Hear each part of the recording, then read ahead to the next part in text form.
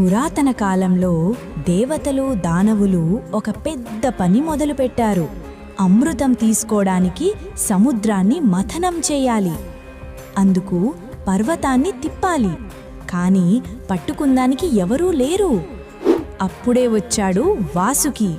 అతను చిన్నపాము కాదురా, లోకాన్ని కప్పేసేంత పొడవున్న నాగరాజు.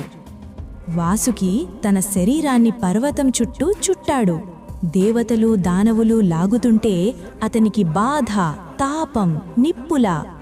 ఆ బాధలోంచి బయటపడింది భయంకర విషం, కాలకూటం. అది బయటకొస్తే ప్రపంచం అంతమైపోయేది. అప్పుడు శివుడు వచ్చి ఆ విషాన్ని తాగి మనల్ని కాపాడాడు. అందుకే ఆయన నీలకంఠుడయ్యాడు. వాసుకి ప్రపంచానికి ఉపకారం చేసిన ధైర్యవంతుడైన నాగరాజుగా నిలిచిపోయాడు.